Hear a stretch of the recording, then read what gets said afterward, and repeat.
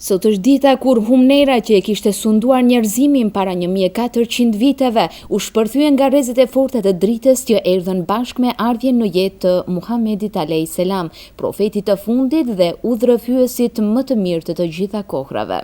Për ta nderuar këtë ngjarje të madhe për të gjithë muslimanët, Muftinia e Bashkisë Fetare Islame në Gostivar realizoi një program të veçantë në xhaminë e Sahatit në Gostivar. Para xhamatit të tubuar u shfaq një program i begat që përbëhej nga leximi i pjesëve të Kuranit, u kënduan ilahi, u dërguan salavate dhe u mbajtën ligjërata mbi jetën dhe veprën e prijesit të besimdrejtëve.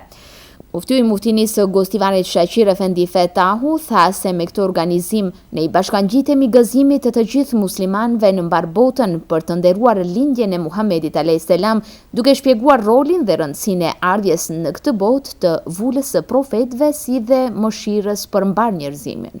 Sot është 12 Rabiul Awwal, dita në të cilën lindi Muhamedi alayhis salatu wassalam, pejgamberi i fundit të cilin Allahu fuqiplot e dërgoi të dërguar dhe mëshirë për të gjithë botrat.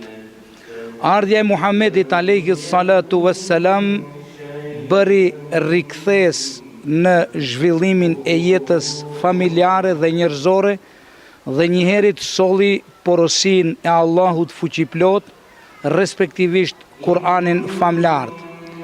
Sot e gjithë bota e përkujton këtë datë të madhe historike, duke shpjeguar rolin dhe rëndësinë e ardhjes së Muhamedit alayhis salatu wassalam në këtë botë, si dhe shërbimin që ja bëri njerëzimit në emër të Allahut fuqiplot. Në këtë ditë të shënuar, Muftiu Fetahu uroi të gjithë muslimanët që dashurinë ndaj prijesit të njerëzimit ta ngulisin sa më thellë në zemrat e tyre dhe gjithë kjo duke vënë në praktik porositë e mësuesit më të mirë të njerëzimit. Unë shfrytëzoj nga rasti që të gjithë besimtarëve që uroj 12 Rabiul Awwalin, ditëlindjen e njeriut më të zgjedhur në historinë e njerëzimit, njeriut pejgamberit të fundit Muhamedit alayhis salatu wassalam, me lutje Allahut fuqiplot që këtë përkujtim që do ta bëjnë besimtarët t'ju jep sevape dhe shpërblime të pakufishme.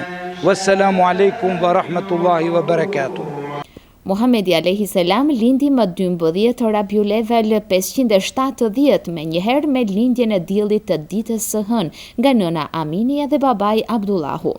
Babai vdiq kur ishte 3 muajsh në bark të nënës, ndërsa nëna në moshën 6 vjeçare.